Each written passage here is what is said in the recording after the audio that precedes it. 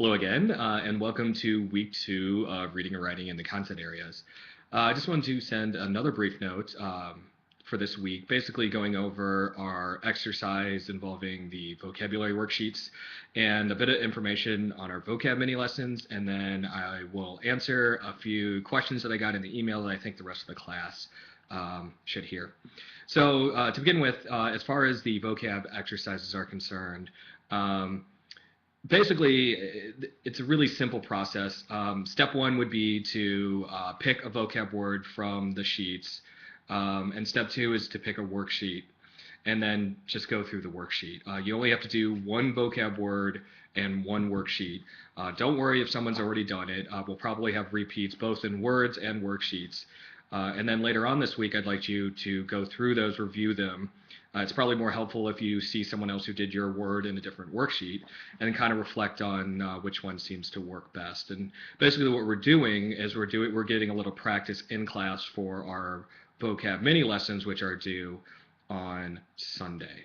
Now, a note on those, kind of a general thought in my course is that I'm really kind of allowing you this space to kind of create and play with these lessons. And that's why the rubric is pretty much generic at best. What I'd like you to do is kind of go through them.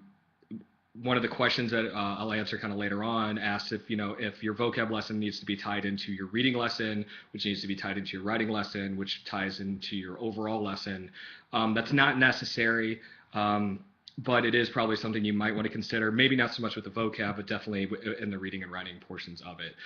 So just for your sake, so you have something that's complete once you're done with this course, and then you can say, hey, look, I got something done in the class. And then secondly, these are places for you to experiment, and they're done so on purpose, and that's why the instructions are kind of general as well. What I'd like you to do is kind of pick a format. Most people kind of choose PowerPoint, which is kind of the de facto.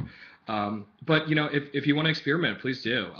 You can, for instance, do your lesson by webcam, or you can use Prezi or any other such software or site, and spice it up. And again, this is a place for you to experiment. And as far as grading is concerned, basically the way that it works is we'll have them due on Sunday, and then next week we'll kind of post them to your group discussions, definitely, note. And then, your group itself will go through those, and not necessarily me. And so it's more kind of a reflective process. Again, they'll give you kind of critical feedback and then score you out of, I believe it's 20 points. And then all I do is I just average those scores, and then that'll be your grade. So I don't think that, we're all a group of educators here, and I don't think that anybody's going to be overly harsh about your lesson, especially if you kind of talk about how you wanted to experiment with something.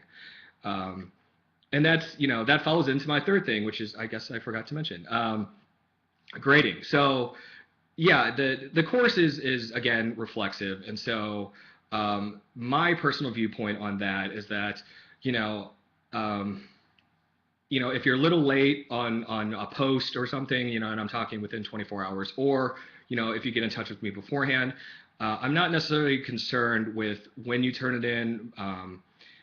I am concerned with, the way that you're internalizing the stuff that you're reading, and especially, reading those conversations between your group members. So, one of the questions I got today involved the 3 responses that you're supposed to do per week. And the question was basically asking, does that need to be 3 in group and 3 in class discussion, or just 3 total? The answer is just 3 total.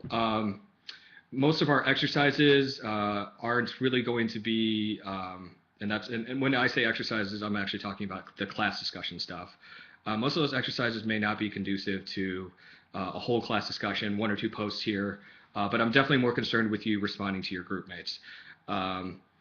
We're doing, each week we'll have at least 2 responses, so there's going to be multiple threads of conversations going on, and so again, those general rules of when you post and when to post, as long as there's a conversation going and you get everything done by the end of the week, I'm not too concerned about what day you actually post them. Those guidelines within the syllabus are general rules of thumb.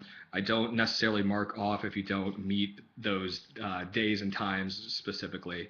A good rule is to kind of, look or at least post, by the first response will typically or will always be due on Wednesday of the week, and then the last response on Sunday. So, somewhere within there, you get one or two responses in. That's fine with me. Let's see what other questions we have here.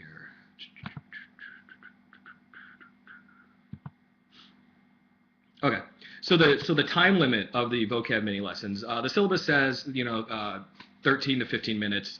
That's kind of a throwback to when the class was taught both inline and in class. That's just a general guideline to keep within your hand. I'm not going to have the stopwatch off. But again, if you want to actually run through the lesson for us, that'd be great. And you don't have to keep to those time limits. I mean, if you can get it done within 10 minutes or less, then that's great. Well, that looks like that's all I have for you today. So as always, if you have any questions, feel free to email me. Have a good week. Bye.